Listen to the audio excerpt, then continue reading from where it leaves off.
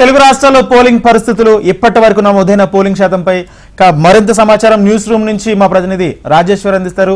రాజేశ్వర్, చెప్పండి, మొత్తంగా తెలుగు రాష్ట్రాల్లో ఎంత పోలింగ్ పర్సెంట్ నమోదైంది, ఇంకా ఎంత మేరకు నమోదయ్యే అవకాశం కనిపిస్తుంది? పూర్తి అప్డేట్స్ ఏంటి?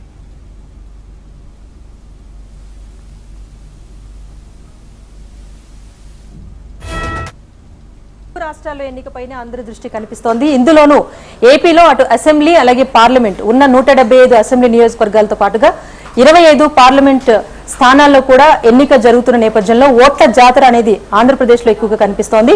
ఇటు తెలంగాణలో 17 పార్లమెంట్ స్థానాలకు సంబంధించి కూడా ఎన్నిక అనేది జరుగుతోంది. మరీ ముఖ్యంగా ఒకసారి దేశవ్యాప్తంగా చూసుకుంటే గనక ఇప్పటి వరకు మధ్యాహ్నం 3 గంటల వరకు నమోదైన పోలింగ్ పర్సెంటేజ్ ఒకసారి చూసుకుంటే గనక ఏపీలో 55.49% పోలింగ్ అనేది నమోదైంది. తెలంగాణలో 52.34% పర్సెంటేజ్ నమోదైంది. బీహార్లో 45.23%, జమ్మూ అండ్ కాశ్మీర్ లో చాలా తక్కువగా 30% బిలో ఉంది, 29.42% మాత్రమే నమోదైంది. జార్ఖండ్ లో చూసుకుంటే 56.42% పోలింగ్ అనేది నమోదైంది. మధ్యప్రదేశ్ లో 59.63%, మహారాష్ట్రలో 42.35%, ఒడిశాలో 52.9%, వెస్ట్ బెంగాల్లో 66.05%, ఉత్తరప్రదేశ్ లో 48.41%. దేశవ్యాప్తంగా చూసుకుంటే మధ్యాహ్నం 3 గంటల వరకు ఎన్నికల సంఘం రిలీజ్ చేసిన పోలింగ్ పర్సెంటేజ్ సంబంధించిన వివరాలు ఇలా ఉన్నాయి. మరీ ముఖ్యంగా తెలంగాణలో చూసుకుంటే కనుక అసెంబ్లీ ఎన్నికల్లోనూ కాస్త ఊహించినంత పోలింగ్ పర్సెంటేజ్ నమోదు కాలేదు. ఇప్పుడు పార్లమెంట్ ఎలక్షన్ టైంలో కూడా అదే ధోరణి అనేది కనిపిస్తోంది.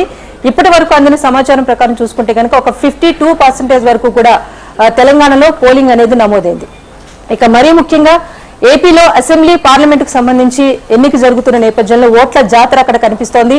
ఏపీలో ఇప్పటి వరకు అంటే మధ్యాహ్నం 3 గంటల వరకు చూసుకుంటే గనక మనకు అందిన సమాచారం ప్రకారం కూడా ఏపీ వ్యాప్తంగా చూసుకుంటే 61.07% అనేది మనకి పోలింగ్ పర్సెంటేజ్ అనేది కనిపిస్తోంది. మరీ ముఖ్యంగా ఉన్న అన్ని జిల్లాల్లో కూడా చిత్తూరు జిల్లాలో అత్యధికంగా ఓటింగ్ అనేది నమోదైంది. 64.01% అక్కడ కనిపిస్తోంది. అత్యల్పంగా విశాఖలో 46.01% పోలింగ్ అనేది అక్కడ కనిపిస్తోంది. విశాఖ సిటీ ఓటర్లు ముఖ్యంగా అంతగా ఆసక్తి చూపించట్లేదు అనే అంశం అయితే తెర మీదకి వస్తోంది.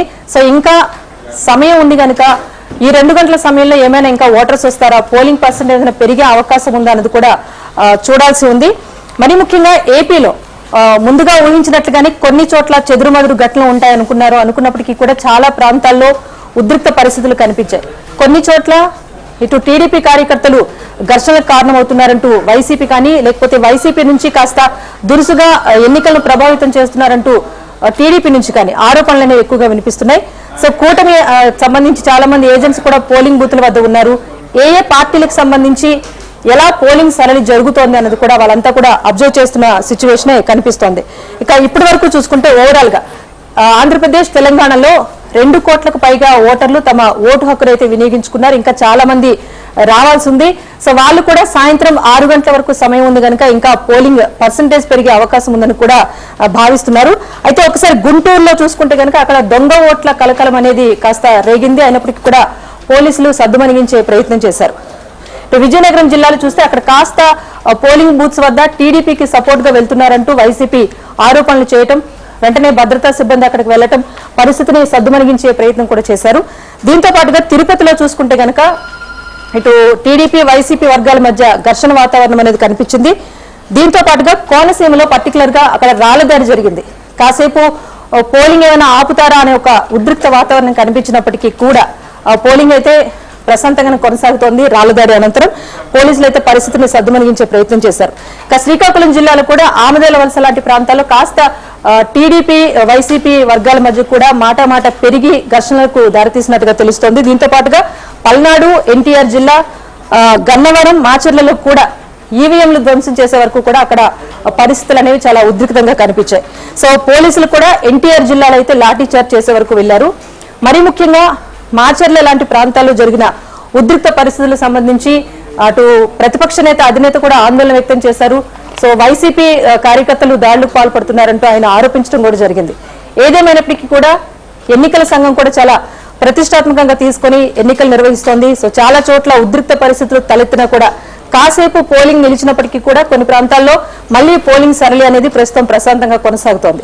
అయితే according to EC guide lines సాయంత్రం 4 గంటల వరకు కూడా మావోయిస్ట్ ప్రభావిత ప్రాంతాలు ఏవైతే ఉన్నాయో అక్కడ పోలింగ్ అనేది నిలిపివేసేశారు. అరకు, పాడేరు, రంపచోడవరం ఈ 3 నియోజకవర్గాల్లో అయితే ప్రస్తుతానికి పోలింగ్ అనేది ముగిసింది.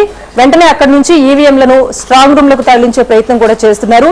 ఎన్నికల సిబ్బందిని కూడా హుటాహుటిన పోలింగ్ కేంద్రాల నుంచి తరలించే ప్రయత్నం కూడా అక్కడ జరుగుతోంది. దీంతో పాటుగా ఇంకా మిగిలి ఉన్న 169 నియోజకవర్గాల్లో సాయంత్రం 6 గంటల వరకు కూడా పోలింగ్ అనేది కొనసాగుతుంది. ఇంకా చూడాలి, ఇంకా గంటన్నర వరకు కూడా సమయం ఉన్న నేపథ్యంలో ఇంకా పోలింగ్ పర్సంటేజ్ అయినా పెరుగుతుందా? ఉదయం మనం చూసుకున్నాం, ఈరోజు ఏపీలో 11 గంటల సమయానికే 25% పైగా పోలింగ్ నమోదైంది. సో గడిచిన ఎన్నికలతో పోల్చుకుంటే ఈసారి కాస్త పోలింగ్ పర్సంటేజ్ పెరిగే అవకాశం ఉందని అటు విశ్లేషకులు కూడా అంచనా వేస్తున్నారు. ఏదేమైనా ఇప్పటి వరకు చూసుకుంటే కనుక సాయంత్రం 4 గంటల వరకు అయితే మాక్సిమం ఒక 64% వరకు ఉంది కనుక ఈ అంచనాలు కనుక కంటిన్యూ అయితే ఒక 75% వరకు కూడా పోలింగ్ సరళి వెళ్లే అవకాశం ఉంది, పోలింగ్ పర్సంటేజ్ పెరిగే అవకాశం ఉందని చెప్తున్నారు. అయితే ఏపీలో మరీ ముఖ్యంగా గ్రామీణ ఓటర్, పట్టణ ఓటర్ అనేది కూడా చాలా పరిగణలోకి తీసుకుంటారు. ముఖ్యంగా గ్రామీణ ప్రాంత ఓటరు ఎక్కువగా ఇంట్రెస్ట్ చూపించారు. మనం ఉదయం చూసాం. సో 25% వరకు కూడా పోలింగ్ నమోదైంది అంటే ఎక్కువగా గ్రామీణ ప్రాంతాలకు సంబంధించి మరీ ముఖ్యంగా మహిళలు, వృద్ధులు ఓటు వేసేందుకైతే చాలా ఉత్సాహంగా తరలి వచ్చారు. మధ్యాహ్నం కాస్త ఎండ తీవ్రత ఉన్న జిల్లాల్లో అలాగే కొన్ని 1-2 చోట్ల వర్షం కూడా కురవడంతో ఆయా ప్రాంతాల్లో కాసేపు పోలింగ్ కాస్త నెమ్మదించిందని చెప్పాలి. అయితే ప్రస్తుతానికి వాతావరణం కూడా చల్లబడింది కనుక మళ్ళీ పోలింగ్ పర్సంటేజ్ ఊపందుకునే అవకాశం ఉంది. అప్రాక్సిమేట్లీ ఒక 70 to 75% వరకు కూడా పోలింగ్ నమోదయ్యే అవకాశం ఉందనే అంచనాలు కూడా కనిపిస్తున్నాయి. సో ఇప్పటి వరకు చూసుకుంటే కనుక పల్నాడులో జరిగిన హింసాత్మక ఘటనలతో అక్కడికి ఎక్స్ట్రా భద్రతా సిబ్బందిని కూడా పంపించారు. సో ఓవరాల్ గా ఆంధ్రప్రదేశ్ లో అయితే ఇంకా 169 నియోజకవర్గాల్లో సాయంత్రం 6 గంటల వరకు కూడా పోలింగ్ కొనసాగనుంది. Right, thank you Rajeshwari. మొత్తంగా తెలుగు రాష్ట్రాల్లో పోలింగ్ కొనసాగుతుంది. అయితే ఇప్పటికే సమస్యాత్మక ప్రాంతాల్లో అయిన నక్సల్స్ ప్రభావిత ప్రాంతాల్లో పోలింగ్ ముగిసింది.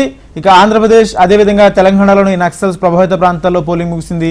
మరో 2 గంటల పాటు సాయంత్రం 6 వరకు ఇంకా గంటన్నర పాటు పోలింగ్ కొనసాగనుంది.